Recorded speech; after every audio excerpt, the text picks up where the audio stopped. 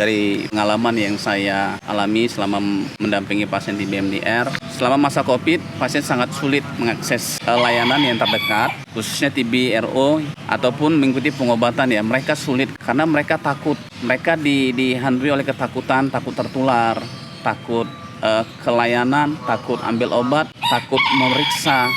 Nah, sehingga menyulitkan bagi mereka untuk mengikuti pengobatan dengan baik. Lalu kemudian banyak akses layanan yang ditutup. Tadinya layanan untuk penanganan TB ataupun TB-RO. Tetapi selama masa pandemi, ruangan atau layanan rumah sakit digunakan untuk melayani pasien COVID-19.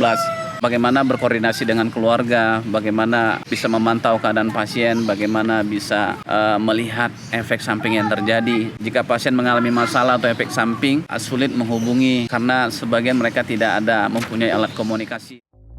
Pada tahun 2018, dunia menanggung beban 10 juta orang jatuh sakit TBC, dan Indonesia berkontribusi sekitar 10% dari beban tersebut, atau berjumlah 845.000 kasus. Beban itu ditambah dengan 24.000 jumlah kasus TBC resisten obat, yaitu penyakit TBC yang sudah tidak dapat diobati lagi dengan obat lini pertama, karena bakterinya sudah resisten. Dengan jumlah obat yang semakin banyak, ditambah efek samping obat yang semakin berat, mengakibatkan orang dengan TBC-RO harus terus-menerus ke pelayanan kesehatan untuk memastikan pengobatannya berjalan dengan optimal. Situasi tersebut semakin berat ketika lebih dari 200 negara di dunia dan Indonesia terimbas pandemi COVID-19. Sulitnya akses ke layanan kesehatan akibat PSBB, alat pelindung diri yang terbatas, dan kekhawatiran pasien akan tertular juga menjadi tantangan bagi layanan TBC-RO. Karena pandemi, kita seakan dipaksa untuk memanfaatkan teknologi demi menjaga jarak aman dan kesehatan satu sama lain, termasuk dalam pemantauan pengobatan pasien TBC. Penggunaan telemedicine dapat membatasi waktu pasien di layanan kesehatan agar menjadi lebih efisien.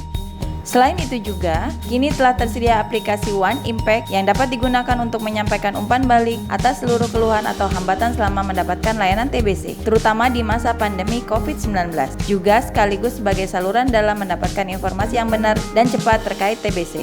Untuk tetap menjalankan pelayanan TBC dalam pandemi COVID-19, rencana kontingensi dalam pemantauan dan pengawasan minum obat pasien TBC dengan teknologi digital atau nomor WA dan hotline sesuai dengan kemampuan setempat dijalankan, misalkan dengan memberikan 2 nomor kontak ke petugas kesehatan.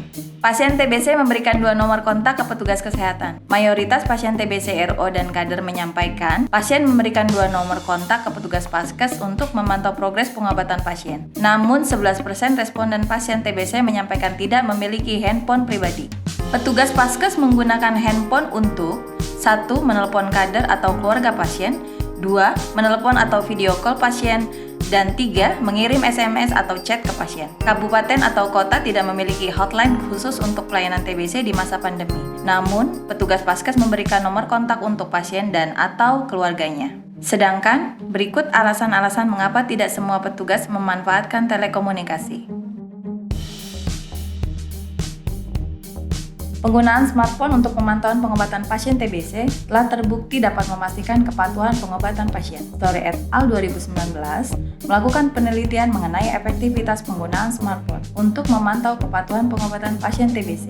Pada 112 orang pasien yang diberikan pendampingan virtual atau VOT, berdasarkan hasil penelitian, 70% dari pasien yang didampingi secara virtual tingkat kepatuhannya lebih dari 80%. Sedangkan pasien yang diamati secara langsung hanya 31% yang tingkat kepatuhannya lebih dari 80%. Berdasarkan itu semua, maka Stop TB Partnership Indonesia atau STPI bekerja sama dengan POP TB dan LKNU membentuk program dukungan smartphone pada pasien TBC-RO dengan kriteria tertentu dan pendamping pasien untuk efektivitas pemantauan di masa pandemi COVID-19.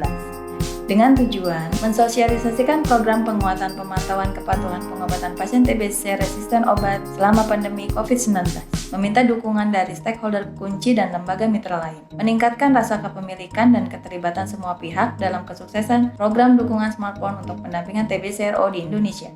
Dengan ini kami luncurkan program dukungan handphone untuk pengobatan pasien TBC-RO.